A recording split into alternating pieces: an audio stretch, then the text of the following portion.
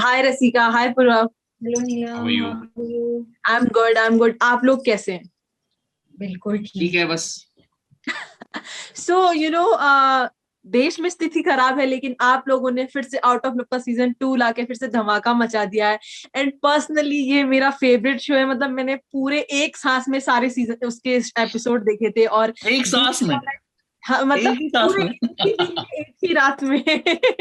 और मुझे तब लगा कि यार अभी खत्म क्यों हुआ यार, अभी तो 2-3 घंटे और बचे थे, सुबह होने में टाइम था। और अभी ईगरली आई एम वेटिंग कि क्या होने वाला है, क्या होने वाला है। सो आप दोनों से रसिका, अब सबसे पहले यही पूछूंगी कि जो पिछला सीजन था उसका कितना फ्लेवर आगे लेके जाने वाले हैं आप लोग, और कितना कुछ नया किया?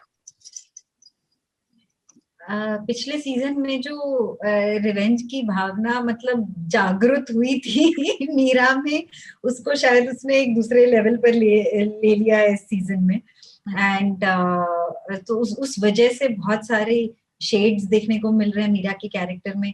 और मतलब रिवेंज स्टोरीज में एक तरह का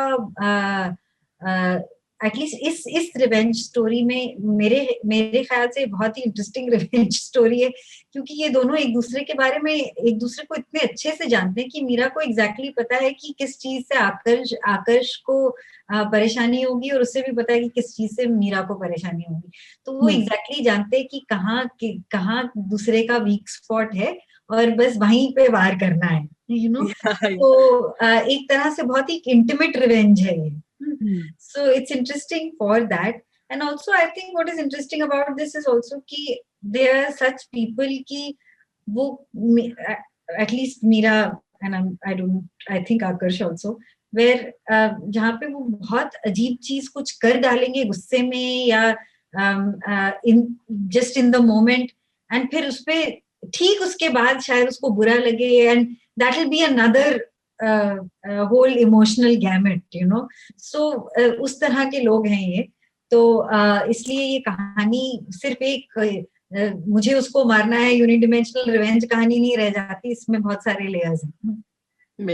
I think I'll speak a little bit for Akarsh over here, क्योंकि ये जो रसिका ने बताया कि वो कुछ करते हैं और उसके बाद feel little bad and that's the emotion. I think that's more for Meera, because Akarsh I think इतना smart नहीं है। वो या इतना emotionally smart नहीं है। वो करता है और उसको पता भी नहीं चलता है, उसको पता भी नहीं चलता कि वो क्या कर रहा है। और बाद में जब सब मतलब I mean, won't want to tell you more because I might give out something of the show, लेकिन basically he's that kind of character. वो बस अपने emotion में इतना घुसा हुआ है कि वो बिल्कुल बिल्कुल चलता है। या लेकिन सीजन 2 में हमें मीरा तो पिछले सीजन में भी हम मीरा के कई सारे रंग देख चुके हैं, लेकिन इस बार पूरा आपको देखना भी काफी दिलचस्प लग रहा है, क्योंकि आप भी उस रिवेंज की कहानी को लौट के आए हैं, जहाँ पे हमें लग रहा था कि अब दोनों सेटल डाउन हो गए, अपने अपने रास्ते निकल गए। कहाँ फर्स्ट सीजन में कहाँ ऐसा लगा? फर्स्ट सीजन के एंड में लगा कि ये तो निकल गया। हाँ तो वही कि वो अपनी गर्लफ्रेंड के साथ निकल गया और वो बेटे के अभी साथ। हम आपके पहले हम एक इंटरव्यू करे थे डायरेक्टर के साथ, ओनी के साथ। उन्होंने कहा कि मुझे लगा जब मैंने फर्स्ट सीजन देखा कि यार ऐसा नहीं छोड़ सकते, कुछ करना चाहिए, और इसीलिए सेकंड सीजन बन गया था। You know the conversation went in that direction. तो शायद मुझे भी लगा, I mean with every person who watches the first season, ऐसा लगता है कि एंड में तो कि कई चीजें लगते हैं। एक तो मीरा ने बदला लिया है, उसकी पूरी जिंदगी खराब होगी आकर्ष की, तो अब आकर्ष क्या करेगा, एक वो रिएक्शन है। दूसरा रिएक्शन है जो पूरे टीम मीरा का रिएक्शन होगा कि इसको ऐसे कैसे जाने दिया, मारना चाहिए था उसे। So ऐसे reactions के when we see that kind of reaction people are giving कि it's only right to make a second season और दिखाओ कि क्या होता है second season में। और शायद Meera has let go of him in the past 3 years, you know that वो चला गया है, ठीक है, वो निकल गया कुनूर से, मेरी जिंदगी से चला गया है वो। Maybe that's what Mira's thought, and पर आकर्ष for him 3 years his whole life has been कि मैं कुनूर वापस कैसे आऊं, मीरा से बदला कैसे लूं, has been brewing inside him, और वो आता है वापस रिवेंज लेने, और that then brings out the best in Meera also. या आई एम श्योर बहुत सारे लोगों ने आपसे पूछा होगा कि अब आगे क्या, बट एज ए एक्टर क्योंकि आप इसमें इन्वॉल्व थे, रसिका और पूरा, आपको लग रहा था कि अब क्या ये जानने की इच्छा थी सीजन 2 में क्या होगा हमारे साथ? एक्चुअली ये कहानी एक ओरिजिनल शो पे बेस्ड है, डॉक्टर फॉस्टर, जो बीबीसी यूके ने बनाई है, प्रोड्यूस की है। तो मैंने तो दोनों सीजन देख लिए थे, तो मुझे पता था एग्जैक्टली क्या होने वाला है इस कैरेक्टर के साथ। आई वाज इंटरेस्टेड टू सी कि अगर वो ओरिजिनल से थोड़ा अलग करेंगे या ओरिजिनल को ही फॉलो करेंगे, लेकिन ज्यादातर उन्होंने ओरिजिनल की स्टोरी लाइन को ही फॉलो किया है। So there were no surprises for me like that. I thought that season 2 is very different. It's twisted, dark है, शायद कुछ ऐसी चीजें हों जो आपको लगे कि पहली बार जब आप देखें तो शायद आपको लगे कि ऐसा थोड़ी करेंगे, पर अगर आप 2 मिनट भी सोचो ना तो हर इंसान ऐसा कर सकता है तो वैसे वैसे मुझे सीजन 2 देखते वक्त हर समय ये ऐसी फीलिंग होती है। I'm like, why are they doing so? I'm like, oh, yeah, of course, I might also have done it, you know. Yeah. So, इसमें एक बच्चा है जो अब थोड़ा सा बड़ा भी हो चुका है। आप दोनों से एज अ एक्टर जानना चाहेंगे कि आप कंफर्टेबल होते हैं इस तरह के किरदार के लिए, जहाँ पे आपकी उम्र के बच्चे आपके साथ काम कर रहे होते हैं और आप पेरेंट्स बन चुके होते हैं। इवन पूरब का इसमें जो लुक अब ट्रेलर में हमने देखा है, थोड़ा सा उम्र दराज भी लग रहे हैं।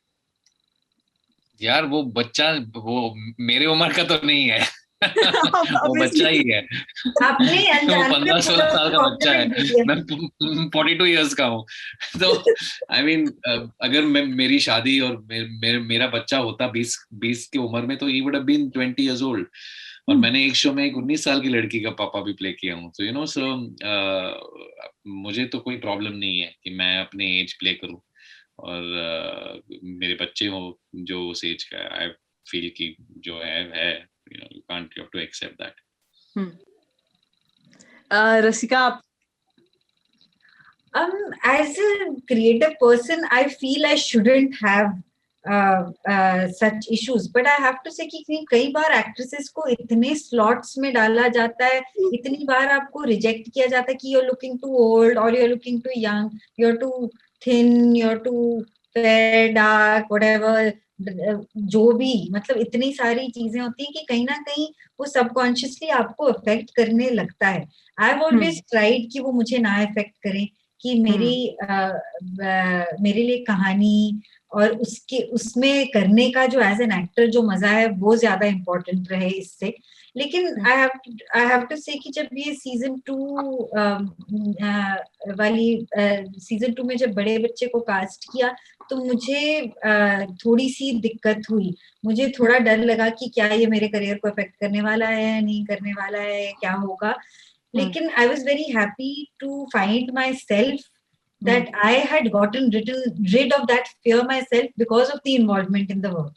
Once I started working with this lovely actor who we have, दोनों बेस्ट फ्रेंड्स बन गए थे सेट पे हम लोग, और मैंने इतने अच्छे मोमेंट्स शेयर किए with him as an actor on screen and off screen that I totally, if I had any doubt, any fear about this जो मेरे जहन में पहले थी, वो बिल्कुल मतलब निकल चुकी है और मुझे उस कैरेक्टर से and I think for me an emotional connect to the story was the relationship between the mother and the son, and that's a very beautiful relationship, and I think I really enjoyed living that as an actor.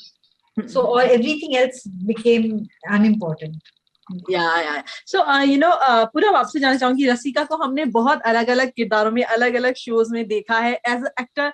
इनको हर shows में लोग बहुत पसंद करते हैं। क्या आपने इनका कोई ऐसा किरदार जो आपको बहुत पसंद हो और आपने डिस्कस किया हो? क्योंकि OTT पे अभी ये हर बड़े शो का हिस्सा रहती है। इनफैक्ट मैंने रसिका का एक फिल्म देखा था बहुत साल पहले, किस्सा, and I think she's fantastic in that. And Manto also, both these films I've seen. Many actually, or Delhi Crime also I've seen, where she's superb in. But Kissa was a extremely superb film, and the part she played was so I mean, how do I describe it in one word? I think endearing. Endearing is a really lovely word. She really brought that character forward, and it was so endearing and loving. And Kissa jo film tha, it was sort of kind of surreal, so in that surreal kind of setting there was this lovely character that I really enjoyed watching her in. And then I think Delhi Crime, daily crime मैंने देखा नहीं था. In fact when we were shooting season 1, Rasika told me Delhi Crime, and then I saw it after we had a discussion on it. And I mean, that's a great, fantastic show. Yeah. It's a fantastic show, and she's so earnest, and the earnest young cop in it she's a fantastic actor. And of course, Out of Love. तो ये तीन मैंने देखा है. I've seen, I've worked with her on POW. So I've seen her on the sets over there also working, but ज़्यादा काम नहीं था उनके साथ. Mainly Out of Love is when we worked together. And I really respect her as an actor. So Rashika, इस तरह के जब सेट पे मीरा कपूर दो. क्या कहेंगे आप? I said not as Meera Kapoor though. Sorry, आपका सवाल क्या था? मेरा सवाल ये था कि ऐसे बहुत होते होंगे जिनको आपके इस तरह के किरदार पसंद है, और क्योंकि सारे शोज में आप होती हैं, स्पेशली बड़े शोज में जिन्हें सब पसंद करते हैं. किस तरह का माहौल होता है? किस तरह की फीलिंग होती है जब लोग शो को अप्रिशिएट करते हैं आपको? मतलब obviously, I mean, as an actor you really enjoy any kind, enjoy good feedback, and I've totally enjoyed the feedback that I've got on the work.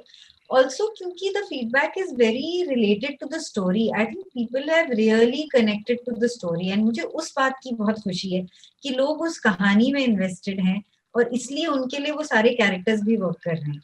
और डेली क्राइम जैसी कहानी, या मंटो जैसी कहानी, या किस्सा जैसे पूरब ने कहा, I mean their projects which are very very close to my heart, because I feel that they are very very well told stories. तो उसमें एक एक्टर का काम बहुत आसान हो जाता है. And I think when you work in projects which really give that to you as an actor, and then you have experiences in projects which don't really give that to you as an actor, your realization and your learning from that experience is that you are not above everything else around you at all. I mean, अगर camera work or editing or direction or script or sound or music, उस हर चीज एक दूसरे के साथ creatively align नहीं है तो कोई भी शो अच्छा नहीं बन सकता. So जब उन शोज को अप्रिसिएशन मिलता है जिनमें ये सब चीजें एक क्रिएटिवली अलाइन थी और मौजूद थी, जब उनको अप्रिसिएशन मिलता है तो मुझे बहुत खुशी होती है, because that's the best way of working and that's the most fulfilling way of working for an actor.